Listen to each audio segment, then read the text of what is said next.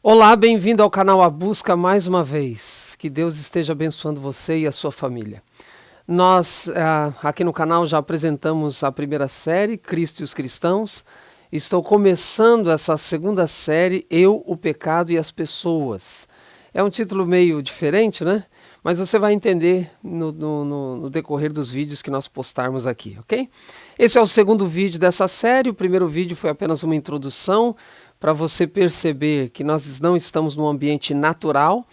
Esse ambiente de pecado que vivemos é um ambiente em que não foi o ambiente projetado por Deus para mim e para você. É por isso que eu e você sofremos tanto e é por essa razão também que os nossos relacionamentos têm sido tremendamente afetados. A nossa ênfase aqui nessa série é exatamente para compreendermos um pouco mais sobre o pecado, compreendermos um pouco mais sobre a nós mesmos, entendermos e conhecermos um pouco mais sobre Deus e ver como tudo isso afeta os nossos relacionamentos e então extrairmos lições para um melhor relacionamento entre nós mesmos. Convido você, como sempre fazemos aqui, a fechar os seus olhos e termos uma palavra de oração. Senhor Deus, mais uma vez te agradecemos as muitas bênçãos derramadas sobre nós e te agradecemos, Pai, a oportunidade que temos de estudarmos a tua palavra. Dá-nos o teu Espírito mais uma vez, em nome de Cristo oramos, amém, Senhor. Muito bem, agora nós estamos no segundo vídeo dessa série que estou denominando Eu, o Pecado e as Pessoas. A busca começa agora.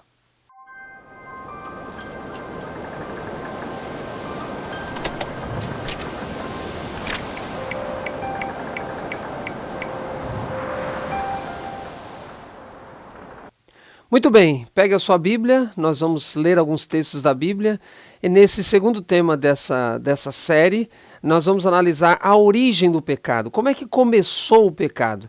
Eu tenho quase certeza que você já ouviu algum sermão ou algum estudo sobre isso, então eu não vou me demorar muito nos detalhes, vou ser mais objetivo para que você possa compreender, quem sabe de maneira um pouco melhor como surgiu o pecado, e eu uso esse meu tema para preparar você para os temas que vamos abordar daqui para frente, ok?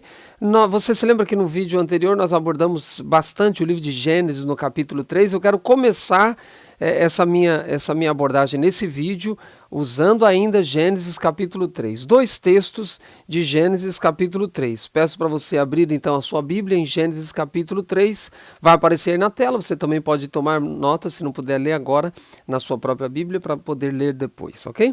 Então, Gênesis capítulo 3, nós vamos perceber que havia ali no Jardim do Éden alguns personagens. Deus criou todas as coisas, você conhece bem o contexto de Gênesis 3, eu acredito. Então Deus criou todas as coisas e no final da sua criação cria Adão e Eva e colocam Adão e Eva no Jardim do Éden que Deus criaram. Nós vimos isso também no vídeo anterior, na introdução dessa série. Ali, além de Adão e Eva, tinha também um outro personagem que Gênesis capítulo 3 nos apresenta. Gênesis capítulo 3, verso 1, eu leio assim. Mas a serpente mais sagaz que todos os animais selváticos que o Senhor Deus tinha feito, disse à mulher: é assim que Deus disse, não comereis de toda a árvore do jardim? Uma serpente falando, coisa estranha, não é? Mas a gente vai analisar bem nesses estudos quem é essa serpente, por que ela falou, etc, etc, etc. Quem estava por trás dela, o mais importante. Mas o fato é que nesse verso 1 está apresentando a serpente e ela é o animal mais sagaz. Você já pode deduzir que esse animal não é igual ao animal que nós temos hoje chamado serpente. Por quê?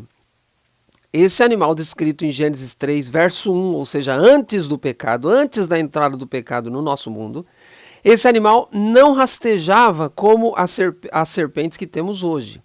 Por que eu sei disso? Como é que eu sei disso?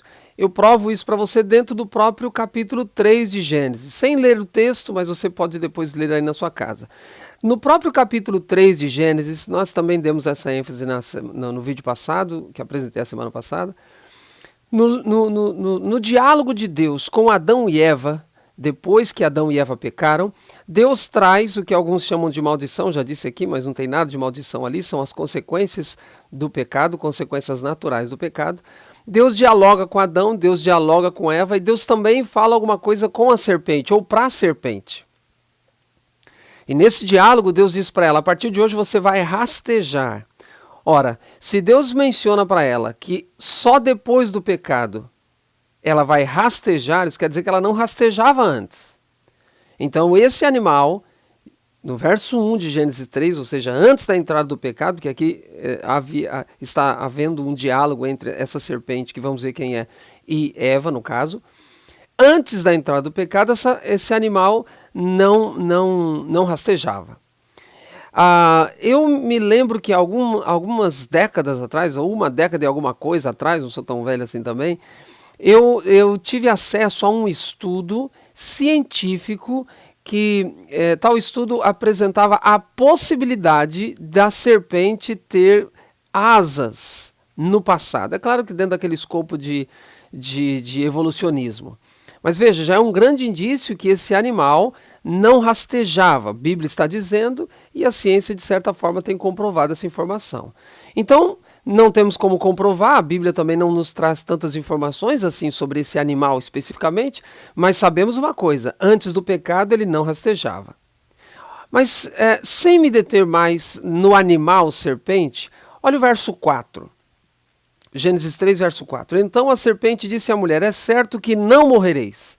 Ora, se você folhear a sua Bíblia em Gênesis capítulo 2, versos 16 e 17, você vai perceber que Deus disse para Adão e Eva que no dia que eles comessem do fruto proibido, que não havia nenhum veneno no fruto e não sabemos também qual fruto era, no dia que eles comessem daquele fruto, eles morreriam. Certamente eles morreriam. Mas essa serpente está dialogando com Eva e dizendo que Deus estava enganado, que eles não vão morrer. E a serpente ainda diz no versinho 5, porque Deus sabe que no dia em que dele comerdes, ou seja, daquele fruto proibido, se vos abrirão os olhos e sereis como Deus, conhecedores do bem e do mal. Ou como Deus, sereis conhecedores do bem e do mal.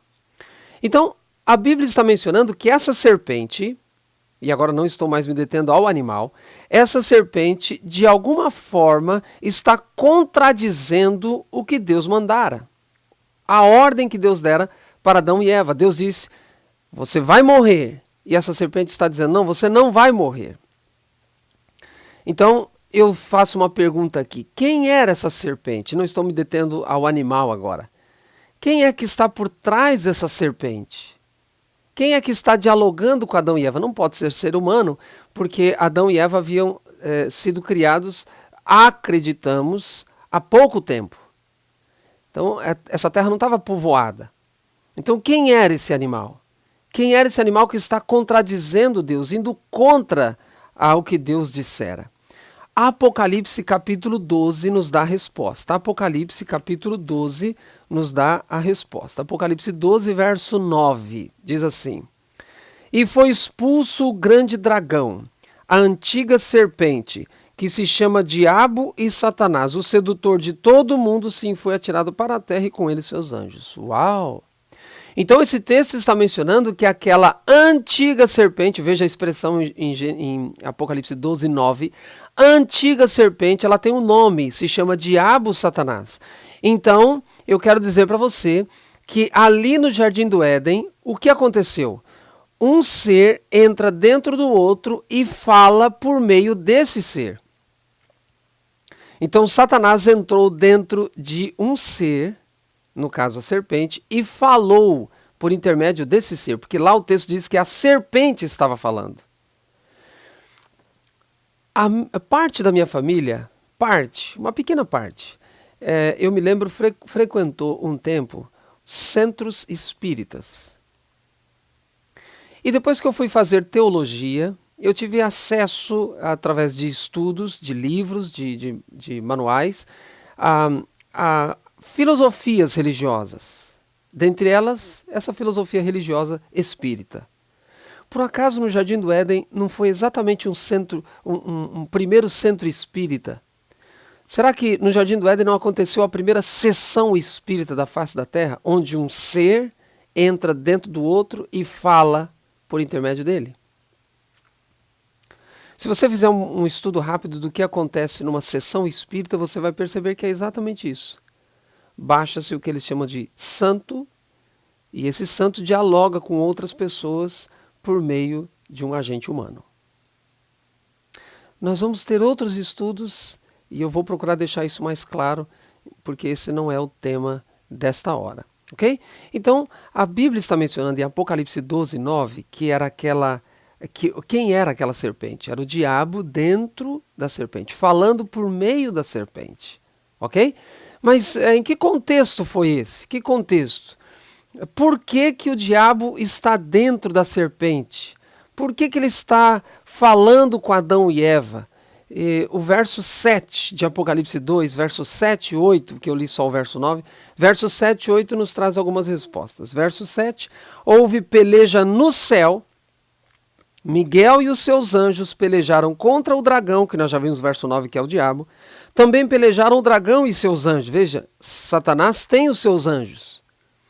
O verso 7 está dizendo que Miguel e seus anjos pelejam, guerreiam contra contra o dragão e seus anjos. E o verso 7 começa dizendo peleja no céu, guerra no céu, batalha no céu. Então o verso 7 está mencionando uma guerra, uma batalha, antes daquele evento de Gênesis capítulo 3. Antes de Satanás estar no Jardim do Éden, tentando Eva, houve uma batalha no céu e a Bíblia está mencionando que o arcanjo Miguel, junto com seus anjos, guerrearam contra o dragão chamado Diabo e os seus anjos. Aonde mesmo? O verso 7 diz, no céu. E o verso 8 diz assim, todavia não prevaleceram, no caso o diabo e seus anjos, nem mais se achou no céu o lugar deles. E é por isso que o verso 9 começa dizendo foi expulso. Então os versos 7 a 9 de Apocalipse 12 nos dá algumas respostas interessantíssimas sobre aquela serpente de Gênesis 3. Primeiro, era o diabo. E aqui no verso 9 há 5 nomes para o diabo. Dragão, antiga serpente, diabo, Satanás e sedutor de todo mundo. Então a Bíblia está mencionando que lá no Jardim do Éden, quem estava por trás daquela serpente era o diabo. E nos versos anteriores, verso 7 e o verso 8, menciona que antes de Satanás estar lá no Jardim do Éden, houve uma guerra no céu e essa guerra no céu resultou na expulsão desse ser do céu junto com os seus anjos. Então veja, o diabo, antes de estar no Jardim do Éden tentando Eva, ele estava no céu. Então vem a pergunta, o que o diabo estava fazendo no céu? O céu é um lugar bom ou um lugar ruim? O céu é um lugar bom. Satanás é um ser bom ou um ser ruim? É um ser ruim. Então o que esse ser ruim estava fazendo no céu, que é um lugar bom? Nós precisamos entender isso. Então eu convido você nesse momento a abrir a sua Bíblia em Ezequiel, Antigo Testamento, Ezequiel capítulo 28. Ezequiel capítulo 28. Ezequiel capítulo 28, se você fizer uma pesquisa, você vai perceber que Ezequiel 28 é atribuído pela maioria dos estudiosos, pela maioria esmagadora dos estudiosos, é atribuído esses versos que vou ler agora em Ezequiel 28, é atribuído a Satanás, ok? Embora a partir do verso 11, Ezequiel 28, verso 11, você vai perceber que são palavras de lamentação contra o rei de Tiro. Mas esse rei de Tiro, ele tinha características tão parecidas com o diabo que o profeta então pôde fazer uma associação entre esse rei e o próprio diabo. E você vai perceber ao ler esses textos que realmente não pode ser, esses textos não podem se referir a um ser humano apenas. Você vai perceber. Então abra sua Bíblia, repito, em Ezequiel capítulo 28 e vamos ler alguns versos aqui. O primeiro verso que quero ler é o verso 13. Verso 13 de Ezequiel 28 diz, estavas no Éden. Veja, estavas no Éden. Eu lembro você que o profeta está escrevendo, obviamente, muito tempo depois da queda de Adão e Eva. Então, o profeta está recebendo uma revelação de Deus de que esse ser de quem ele vai, a quem ele vai descrever nesses versos que vou ler a partir do verso 13, estava no Éden. E daqui por essa frase você já pode perceber que não se trata, obviamente, de um ser humano, especialmente um ser humano contemporâneo ao profeta Ezequiel, obviamente que não. Ele está falando de um ser muito mais antigo ou anterior a ele mesmo e aos seus contemporâneos. Então, verso 13, estavas no Éden, jardim de Deus. E aí o texto diz, de todas as pedras preciosas te cobrias, sárdio, topázio, diamante, berilo, ônix, jaspe, safira, carbúnculo e esmeralda. Agora olha o final do verso 13. De ouro se te fizeram os engastes e os ornamentos. No dia em que foste criado, foram eles preparados. Se eu estou lendo na ARA, ou João Ferreira de Almeida, revista e atualizada, segunda edição. Se você ler aí a sua Bíblia no texto revista e corrigida, essa revista e atualizada, se você ler a versão, esse mesmo texto na versão revista e corrigida, você vai perceber que tem uma pequena diferença, especialmente em duas palavras nesse verso 13. Onde na minha Bíblia está engastes e ornamentos, na Bíblia revista e corrigida está tambores e pífaros. O que são tambores e pífaros? Instrumentos musicais. Então fazemos apenas uma inferência. Não tem como nós cravarmos aqui e darmos a certeza de que é assim mesmo, de que foi isso mesmo. Mas como essas duas palavras no hebraico podem ser traduzidas por esses dois instrumentos musicais, inferimos então que esse ser, o diabo, lógico, óbvio, antes dele se tornar diabo, foi criado por Deus, e isso vamos ver nesse próprio capítulo aqui, essa informação. Foi criado por Deus, e quando foi criado por Deus, foi dado a ele dons musicais, talentos musicais, ou talentos artísticos. Repito, essas duas palavras, no hebraico, podem ser traduzidas por tambores e pífaros. Tambores e pífaros, instrumentos musicais. Então entendemos que esse ser, o que vamos ver daqui a pouco, que o nome dele era Lúcifer, esse ser foi dado, ou a esse ser foi dado dons artísticos, dons musicais. Você consegue imaginar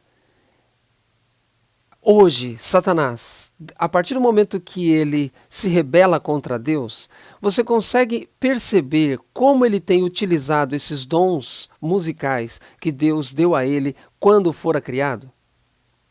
Se esses dons musicais foram usados por Satanás ou por Lúcifer quando não em pecado, se foi usado tais dons para louvor e glória e glorificação do nosso Deus, imagine depois que ele foi expulso de lá.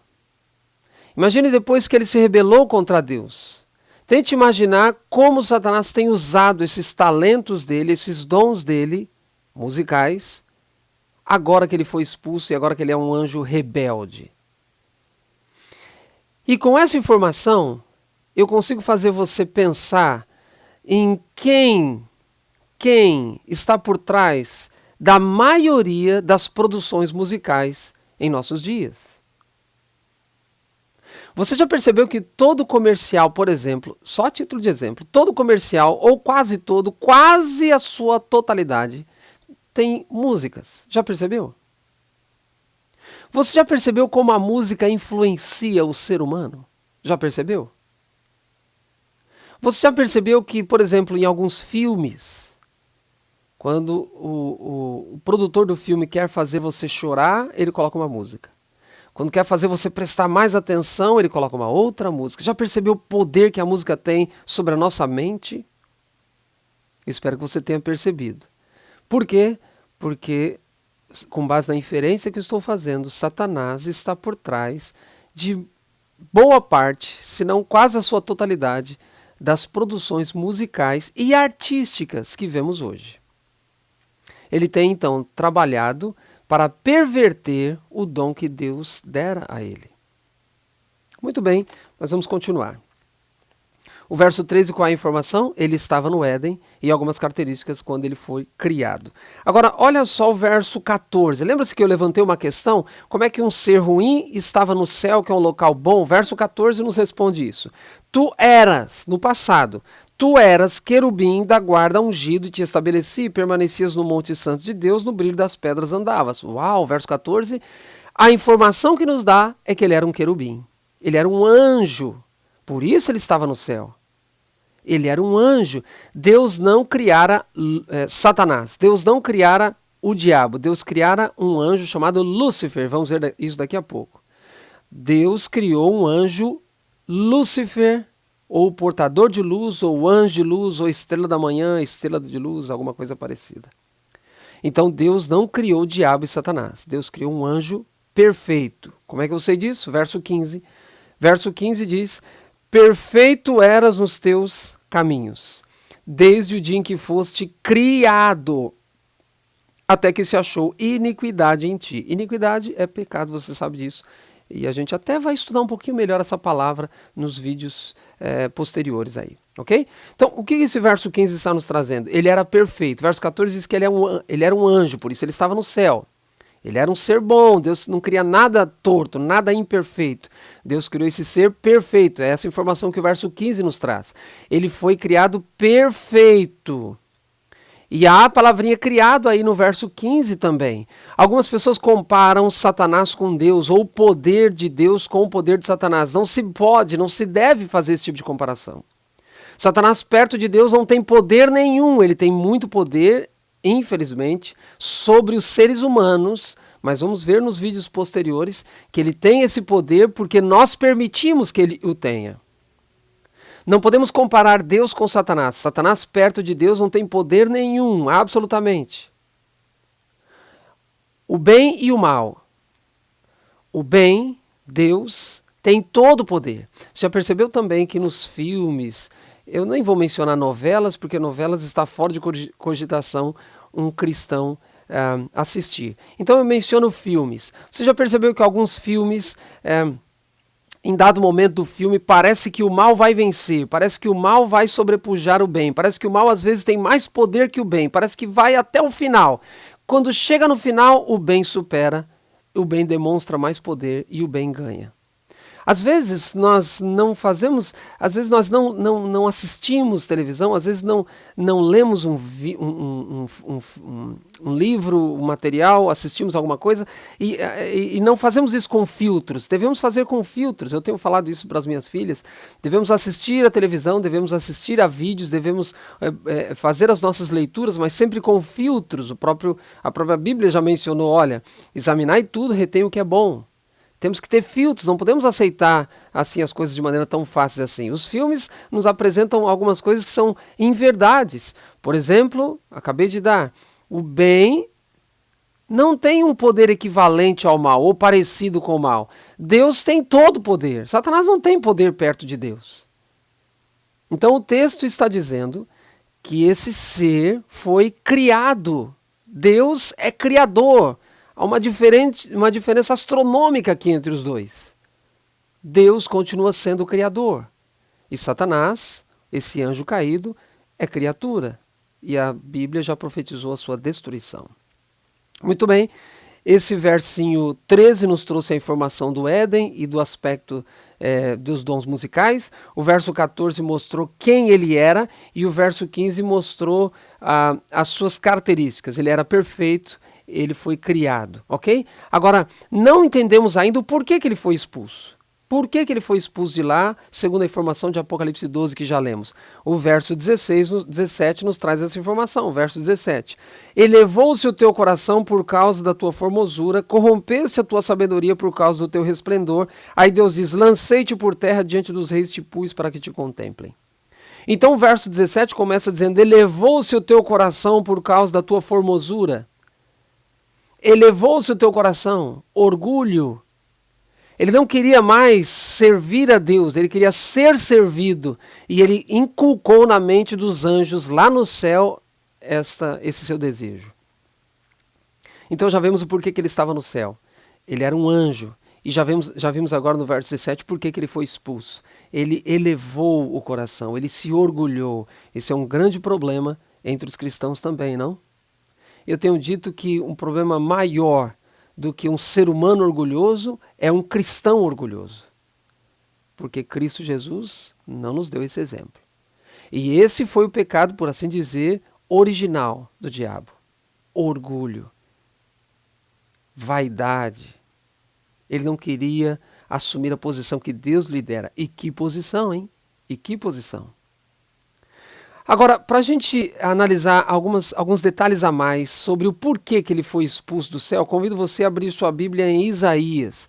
Esse também é um texto bastante usado e comumente usado entre a cristandade para caracterizar também a queda desse ser que agora se chama diabo e Satanás. Isaías capítulo 14, o verso 12. Isaías 14, verso 12. Como caíste do céu, ó estrela da manhã, filho da alva, como fosse lançado por terra, tu que debilitavas as nações. Como é que começa esse verso 12? Como caíste do céu, estrela da manhã, filho da alva. Aqui no latim aparece a palavra Lúcifer. Lúcifer é uma palavra latina que caracteriza aqui esses nomes, filho da alva, estrela da manhã, etc. Daí você entende, então, Lúcifer, um nome dado para esse ser antes de se tornar diabo e Satanás. Como já disse, Deus não criou o diabo e Satanás, Deus criou Lúcifer, um anjo perfeito, um querubim que tinha uma função bem específica no céu, ok? Então o verso 12 está mencionando o nome dele e no verso 13 traz mais características sobre a sua rebelião. Verso 13, tu dizias no teu coração, eu subirei ao céu, acima das estrelas de Deus exaltarei o meu trono e no monte da congregação me assentarei nas extremidades do norte. Uau! O que esse texto está mencionando? Esse texto está dizendo que ele dizia em seu coração. Veja, todo pecado começa na mente, no coração, no interior. Não é assim só com o ser humano. Foi assim também com Satanás. Tu dizias no teu coração, eu subiria ao céu. Veja, ele já estava no céu. Nós já vimos, ele já estava no céu. Então, por que o texto está dizendo, eu subirei ao céu? É uma caracterização de igualdade. Aqui ele está querendo dizer, eu quero ser igual a Deus. Eu quero tomar conta de todo o céu, de todo o universo. Eu quero ser como Deus. E o texto diz, acima das estrelas de Deus exaltarei o meu trono. Ora, quem está sentado no trono do universo? Deus. Então ele diz, eu vou exaltar agora o meu trono. Em outras palavras, essas expressões caracterizam ele querendo ser igual a Deus, ele querendo ser o próprio Deus. Você se lembra quando no início dessa minha mensagem li Gênesis capítulo 3 e ele disse isso para Adão e Eva, no caso para Eva especificamente. Deus não quer que você, quando estou parafraseando o verso que li, Deus não quer que você coma porque Deus sabe que você vai ser igual a Ele quando você comer. Lembra-se disso? Então, Satanás, o plano de Satanás, o desejo de Satanás era ser igual a Deus, ou ser o próprio Deus, ou tomar o lugar de Deus. É por isso que no livro de Ezequiel disse que o orgulho foi o pecado dele.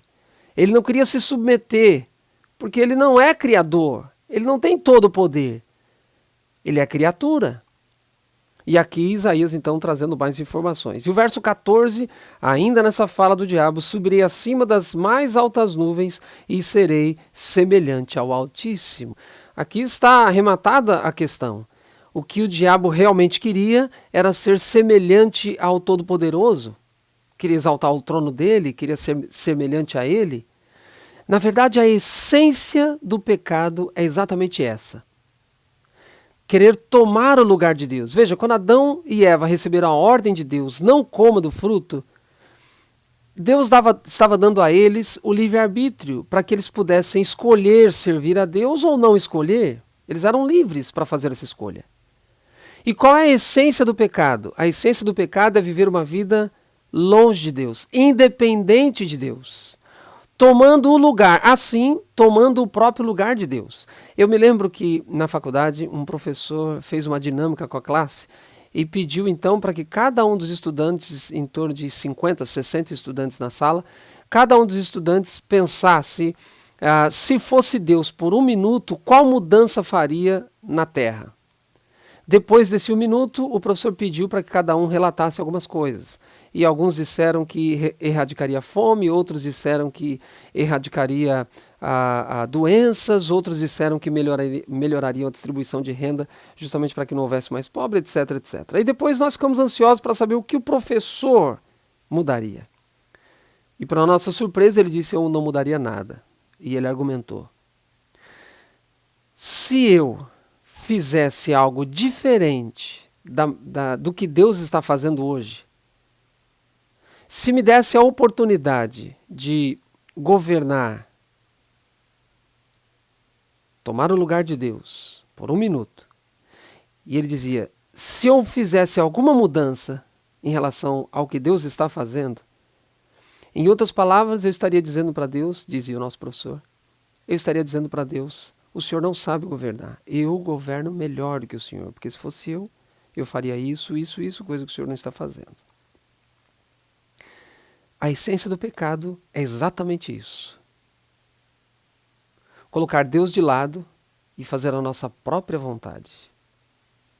Isso é essencialmente pecado. E foi exatamente isso que Lúcifer fez, se transformando em diabo, Satanás. Permita-me ler alguns textos, de maneira especial, do Novo Testamento, para caracterizar esse ser chamado diabo e fazendo já um link para aquilo que vamos estudar na semana que vem como continuação dessa série. Por exemplo, 1 Pedro capítulo 5, verso 8, na NVI, Nova Versão Internacional, 1 Pedro 5, 8, eu leio assim: estejam alertas e vigiem, o diabo, inimigo de vocês, anda ao redor como leão, rugindo e procurando a quem possa devorar. Olha o que o texto diz, procurando a quem possa devorar, como um leão.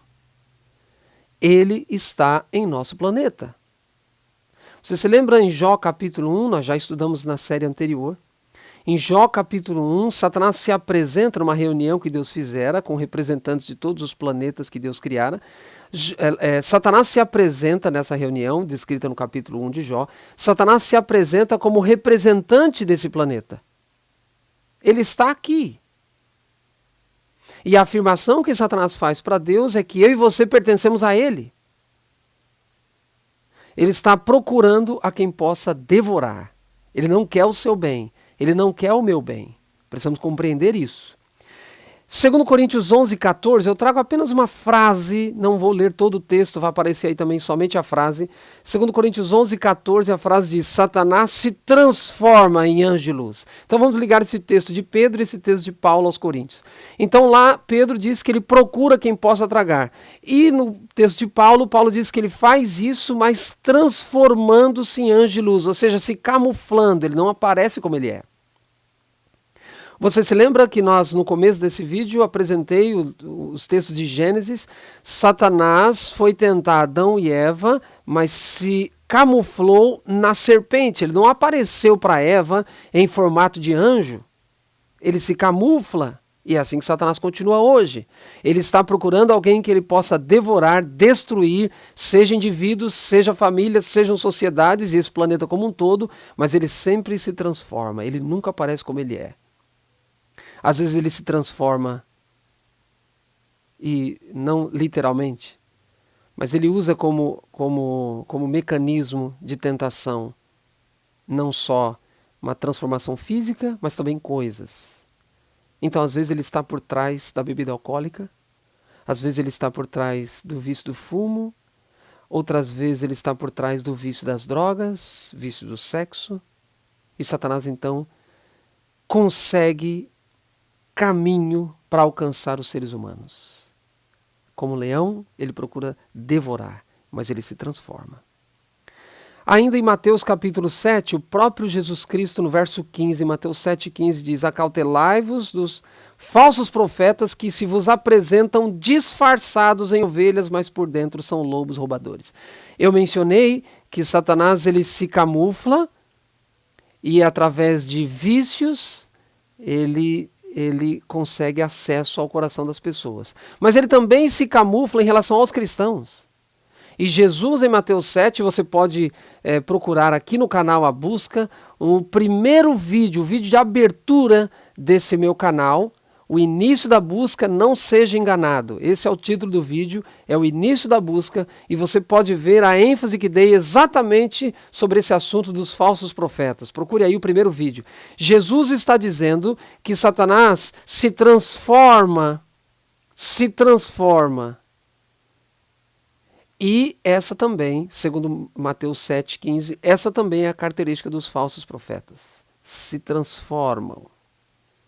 Se são falsos, não são verdadeiros. Se não são enviados por Deus, por quem será que são? Mateus 24, 24, esse é o último texto que eu leio. Jesus ainda diz: surgirão falsos cristos e falsos profetas, operando grandes sinais e prodígios para enganar, se possível, os próprios eleitos. Então Jesus já fez a profecia, repito, você pode ver na íntegra a minha linha de raciocínio no primeiro vídeo desse canal. Jesus está dizendo que Satanás se camufla, e essa é a característica também dos falsos profetas, que se camuflam. Pois Satanás sabe que para destruir os mundanos, ele precisa usar de um artifício. Para destruir os cristãos, ele precisa usar de outro artifício. Mas sempre nesse aspecto da transformação, do disfarce. Assim é que Satanás trabalha para que eu peque e para que você peque também. Então analisamos nesse vídeo o início do pecado. Começou no céu com um anjo que fora criado perfeito. E esse anjo vem para a terra, tenta Adão e Eva caem em pecado, e é por isso que eu e você nascemos com uma natureza pecaminosa. A partir do vídeo da semana que vem nós vamos tratar melhor sobre isso. Mas eu quero terminar esse vídeo dizendo a você que você precisa compreender a você mesmo. Você precisa examinar a você mesmo. É algumas ênfases que tenho dado aqui no canal Busca. Você precisa se examinar para você perceber qual é o ponto em que o diabo está tendo ainda poder sobre você. Porque ele se disfarça. Deus não espera que você coloque nada acima de Deus. Deus não espera que você coloque vícios acima dele. Bebidas, cigarro, drogas, sexo, nada. Dinheiro, trabalho. Agora, eu estou falando para cristãos. Deus também não espera que você coloque pastores, bispos, padres, cooperadores, anciãos, apóstolos acima de Deus. Acima da sua palavra. Lembre-se que Satanás vem disfarçado. Então hoje eu apelo a você para que você faça um exame de si mesmo e perceba aonde Satanás tem ainda encontrado dentro de você, no seu coração, na sua mente, avenidas para chegar até você, até o seu coração, até a sua mente. Aonde Satanás tem encontrado essas avenidas e que você bloqueie essas avenidas para o diabo. Lembre-se, ele foi o originador do pecado. Ele tem alguns talentos, ele tem algumas artimanhas, ele se camufla e ele existe. E ele está aqui para nos tentar. Que o Deus Todo-Poderoso alcance você. Que você, ao fazer essa análise, permita que Deus fale a você. Permita que Deus, mais do que isso, dê o seu poder para que você possa resistir ao diabo. Fechar essas avenidas e viver uma vida em santidade. Quero orar com você. Senhor Deus, obrigado mais uma vez pela tua palavra. Abençoe a cada um que está assistindo esse vídeo nesta hora. Fale ao coração dos seus filhos e das suas filhas. E que cada um de nós possamos fechar essas avenidas, andar nos teus caminhos, sentir o seu perdão e sentir o seu poder. Afaste Satanás de nós. Em nome de Cristo Jesus oramos. Amém. Deus abençoe você. Se não fez ainda, se inscreva no canal, divulgue esses vídeos e nós vamos, a semana que vem, postar o terceiro vídeo dessa série. Deus abençoe.